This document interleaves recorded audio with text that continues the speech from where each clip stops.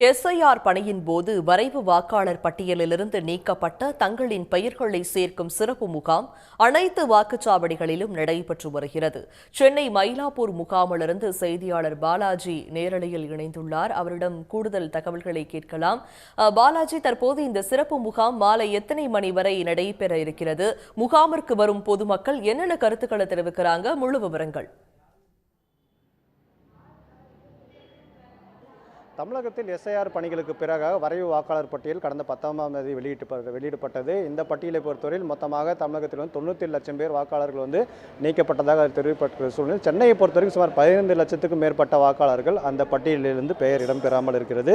இந்த பெயர் பட்டியலை மீண்டும் பொதுமக்கள் சேர்ப்பதற்காக அதேபோல 18 வயது பூர்த்தி அடைந்த புதிய வாக்காளர்கள் அந்த பட்டியலில் பெயர் சேர்ப்பதற்காக இந்திய தேர்தல் ஆணையம் சார்பில் அறிவிப்பிடப்பட்டு சிறப்பு முகாம்கள் நடைபெறும் என்று ஏற்கனவே அறிவிக்கப்பட்டிருந்தது. அதன் அடிப்படையில் தான் இன்றும் நாளையும் தமிழகம் முழுவதும் இந்த சிறப்பு முகாம்கள் நடைபெற்று வருகிறது. சென்னையை பொறுத்தவரைக்கும் சென்னையிலுமே சுமார் 900க்கும் மேற்பட்ட வாக்குச்சாவடிகளில் இந்த சிறப்பு முகாம் என்பது இந்த காலை 10 மணிக்கு தொடங்கி நடைபெற்று வருகிறது. மாலை 5 மணி வரை இந்த முகாம்கள் நடைபெறும் என்று தெரிவிக்கப்பட்டிருக்கிற சூழ்நிலையில் காலை முதலே பொதுமக்கள் ஆர்வத்துடன் இந்த வாக்காளர் பட்டியலின் சிறப்பு முகாமுக்கு வருகை தந்து தற்பொழுது அந்த பெயர் சேர்ப்பு மற்றும் இடமாற்றம் போன்ற திருத்தங்களை மேற்கொள்வதற்கான பணிகளில் தான் பொதுமக்கள் முழுமையாக ஈடுபட்டு வருகிறார்கள். அந்த நேரடி காட்சிகளையும் பார்த்து வருகிறோம். குறிப்பாக இந்த சென்னையை பொறுத்தவரை 15 லட்சம் வாக்காளர்கள் பெயர் இடம்பெறாமல் இருக்கக்கூடிய சூழ்நிலையில் பெரும்பாலான மக்கள் இடம் மாறி வேறு முகவரி அட்ரஸுக்கு சென்றதாக தகவல் வெளியாகிற சூழ்நிலையில் அந்த பணிகளை மேற்கொள்வதற்கு அதிக அளவில் பொதுமக்களும் இந்த பகுதிக்கு வருகை தந்து அந்த புதிய அந்த படிவத்தில் தற்போது மாற்றங்களை செய்து வரக்கூடிய காட்சிகளும் பார்த்து வருகிறோம். இது தொடர்பாக இருக்கிற அதிகாரிகள்கிட்டமே பேசலாம்.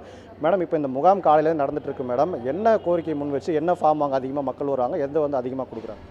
அதிகமாக 6 ஃபார்ம் வாங்க தான் வராங்க. அதாவது நியூ ஓட்டர்ஸ் 18 இயர்ஸ் முடிஞ்ச பசங்களுக்கு நியூ ஓட்டர்ஸ் ஆட் பண்ணுறதுக்கு வராங்க. அதுக்கப்புறம் எஸ்ஐஆரில் விட்டு போனவங்க அல்லது அட்ரஸ் வேறு ஒரு தொகுதியிலேருந்து புதுசாக இந்த தொகுதிக்கு வந்தவங்க அவங்களுக்கு எல்லாமே 6வது ஃபார்ம் வாங்குறாங்க.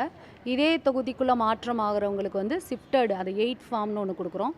அந்த 8 ஃபார்மில் நீங்கள் ஷிஃப்டிங் பண்ணுறவங்களும் பண்ணிக்கலாம், கரெக்ஷன்ஸ் பண்ணிக்கலாம், டிசபிலிட்டின்றதை குறிக்கிறதுக்கு யூஸ் பண்ணிக்கலாம்.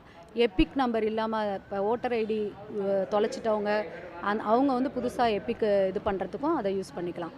இன்னொன்று 7 ஃபார்ம் நேம் டெலீட் பண்ணுறதுக்கு. இப்போ வேறு தொகுதிக்கு போனவங்க இங்கே அவங்களுடைய நேம் இருந்ததுன்னா அதை டெலீட் பண்ணுறதுக்கு 7 ஃபார்ம்னு ஒன்று கொடுக்குறோம். அதை அவங்க ஃபில் பண்ணி கொடுப்பாங்க. இதுதான் அதிகமாக 6 ஃபார்ம் தான் வாங்கிட்டு போகிறாங்க. இப்போ இந்த பகுதியில் பார்த்தீங்கன்னா அதிகமாக இந்த ஷிஃப்டட் அதிகமாக இது பண்ணியிருக்காங்க. எஸ்ஐஆர் ஃபார்ம் நிறைய பேர் நீக்கப்பட்டதுன்னு சொல்லிட்டு ஒரு நிறைய கருத்துக்கள் வெளியாக இருக்குதுங்களா?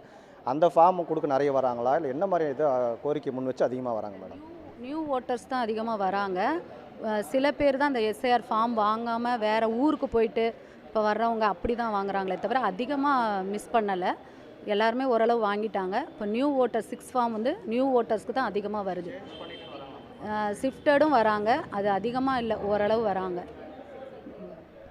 அதாவது இன்று காலை தொடங்கி இந்த முகாம் 5 மணி வரைக்கும் நடைபெறவுள்ளது. அதே போல் நாளையும் காலை 10 மணி முதல் 5 மணி வரை நடைபெறவுள்ளது.